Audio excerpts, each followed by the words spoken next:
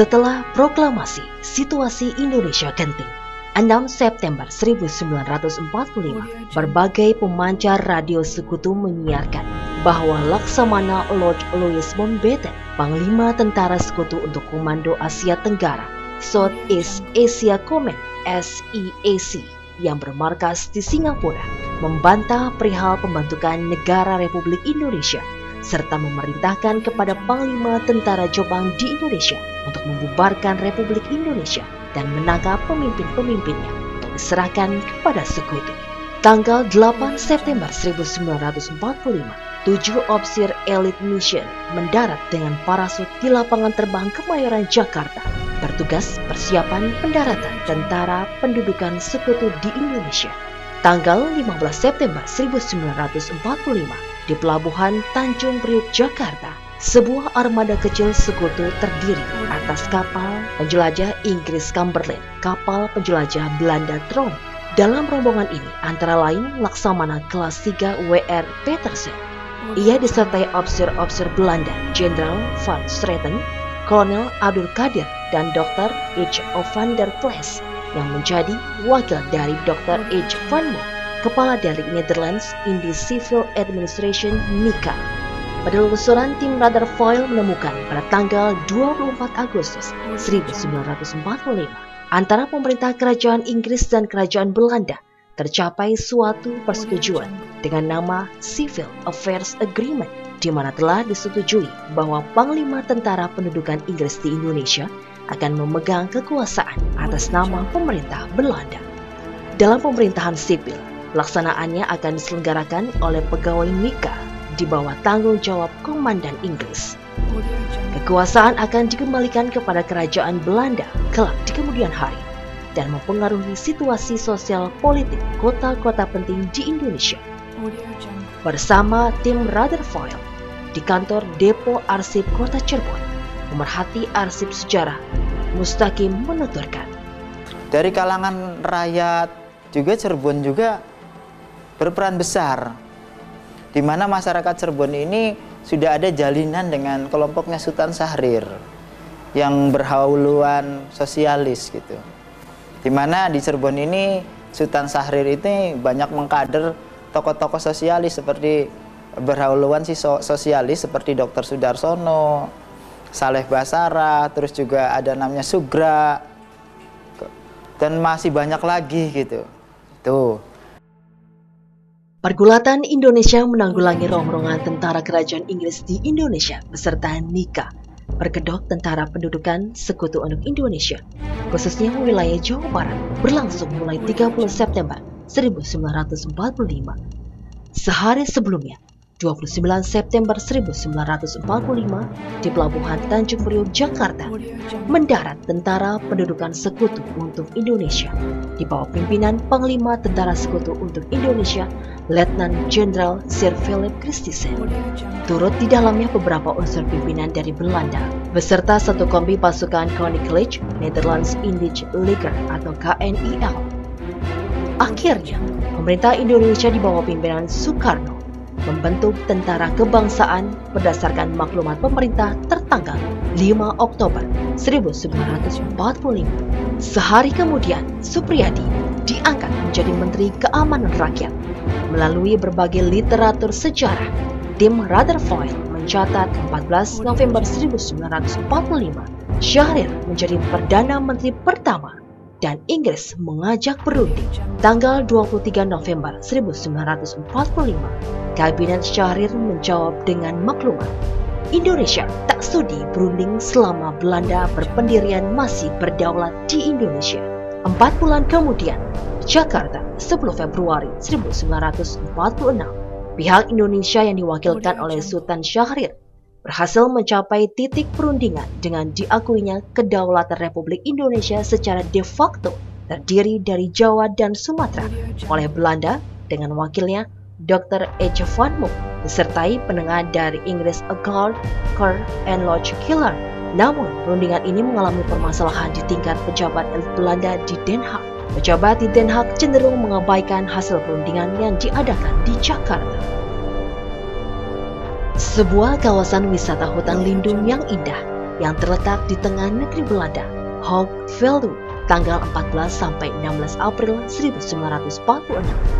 Menjadi tempat perjuangan diplomasi, pemerintah Indonesia mengirim perwakilannya untuk berunding dengan pemerintah Belanda di Den Haag agar Belanda segera mengakui kedaulatan Republik Indonesia. Dalam perundingan ini, wakil-wakil Indonesia diwakilkan Mr. Suwandi, Menteri Kehakiman, Dr. Sudarsono, dan Mr. Abdul Karim Pringodigo, dan di pihak Belanda yang dipimpin langsung Perdana Menteri Serge Merhorn. Dalam delegasi ini terdapat Dr. Dries, Menteri Sosial, J. Logman, Menteri Urusan Seberang, H. van Rooijen, Menteri Luar Negeri, dan Dr. H. van Mook selaku Letnan Gubernur Jenderal Hindia Belanda. Perundingan Hoogvelde berlangsung sangat alot dan Belanda menolak 3 usulan pihak Indonesia. Pengakuan atas Republik Indonesia sebagai pengemban kekuasaan di seluruh bekas Hindia Belanda, pengakuan de facto atas Jawa dan Madura, serta kerjasama atas dasar persamaan derajat antara Indonesia Belanda.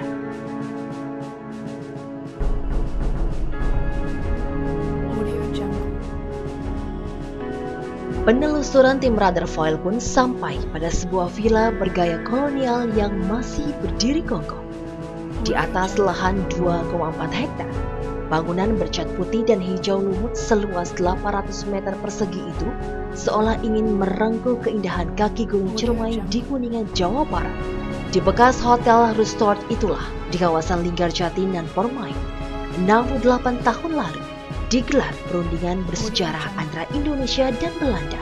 Sepanjang 11 hingga 14 November 1946, Sultan Syahrir, Perdana Menteri berusia 37 tahun, memimpin pertarungan diplomasi tingkat tinggi. Anggotanya Muhammad Rum, Susanto Tirtokojo, Mr. Inderrechten, dan Dr. Sudarsono. Perundingan Linggarjati diusulkan oleh Maria Ulfa Santoso, Mensos, yang dekat dengan Syahrir. Ayah Maria pernah menjadi Regent atau Bupati Kuningan. Kebetulan Presiden Cirebon Hamdani dan Bupati Cirebon Mahmud Sumadi Praja, sahabat Syahrir. Jadi ini awalnya sekali itu pada tahun 1918. Tadinya rumah gubuk, pemiliknya seorang janda. Kebetulan nggak punya anak.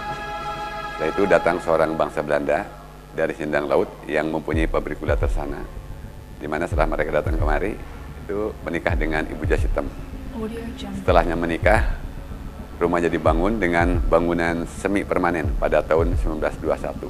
Setelah membangun rumah, kemudian rumah tersebut dijual kepada Tuan Panos dan Ibu Jas Hitam dibawa pindah oleh orang Belanda tadi yang bernama Tuan Tersana. Sebetulnya bukan nama asli Tersana ya, tapi mereka itu karena mempunyai pabrik gula Tersana, jadi sama masyarakat sini sering disebut Tuan Tersana. Nah, setelahnya tadi rumahnya dijual, Ibu Jas Hitamnya dibawa pindah, dan rumahnya dijual kepada Tuan Panos yang bernama Tuan Panos ya. Nah, oleh Tuan Panos pada tahun 1930 baru dipermanen. Jadi gedung Linggarjati ini didirikan sejak tahun 1930 untuk tempat tinggal keluarga Panos. Setelah dipakai tempat tinggal, kemudian dikontrakan kepada Tuan Hiker, itu masih seorang bangsa Belanda. Nah, tahun 35 dibuat hotel Belanda yang diberi nama Hotel Rustor namanya. Setelah dipakai hotel Belanda, tahun 42 Jepang menjajah Indonesia. Hotel tersebut dikuasai oleh Jepang, kemudian diganti namanya menjadi Hotel Hokkai Ryokan. Di hari kedua, tim radar foil berhasil menemukan rumah bergaya campuran Eropa dan Tionghoa di kawasan Linggarjati. Rumah itu dikenal masyarakat sebagai rumah Syahrir. Dalam riwayatnya, rumah tersebut rumah milik Kue Zuanu yang dipinjamkan kepada Syahrir sebagai lokasi sidang pleno sebelum perundingan dimulai yang dibuka oleh Sultan Syahrir dan sekretarisnya, Nyonya Maria Ulfa Santoso. Saat itu perundingan berlangsung, Presiden Soekarno tidak turut serta. Beliau hanya hadir dalam pembukaan sidang pleno di rumah Sultan Syahrir selama kurang lebih 1 jam. Sebelum itu, beliau mengadakan perbincangan khusus dengan Lodge Hilal bertempat di kantor Kabupaten Kuningan dan keesokan harinya berangkat ke Cirebon. Tim radar foil mencatat Syahrir adalah bekas aktivis gerakan sosialis di Belanda mengenal Serge Merhorn yang berasal dari Partai Buruh. Perundingan alot dari 17 pasal dibahas deadlock terjadi pada pasal mengenai pembentukan negara Indonesia. Indonesia Serikat. Pasal ini disetujui oleh Suchmenhor tanpa diikuti Syahrir yang kelelahan mengunjungi Soekarno yang menginap di Jakarta. Soekarno langsung menyetujui ketika diberi informasi bahwa negara Indonesia Serikat berdaulat di bawah kerajaan Belanda. Syahrir terkejut dengan sikap Soekarno, tidak bisa menolak ketika persetujuan itu disampaikan Suchmenhor. Bagi Syahrir, Belanda hanya mengakui republik secara de facto. Akhirnya, Syahrir memasukkan pasal tambahan tentang arbitres. Apabila ada perselisihan menyangkut perjanjian, akan diajukan ke Dewan Keamanan PBB. Setelah persetujuan diparaf pada 14 November 1946, kedua delegasi membawa rencana persetujuan ke parlemen untuk disatukan. Republik Indonesia mengesahkan perjanjian Linggarjati di Kota Malang dalam rapat Komite Nasional Indonesia Pusat atau KNIP 25 Maret 1947. Penelusuran tim Rutherford terus berjalan dari satu simpul ke simpul lain, menyampaikan pesan sejarah sebagai sebuah rangsangan perasaan dan renungan intelektual tentang nasib bangsa, negara, dan kemanusiaan.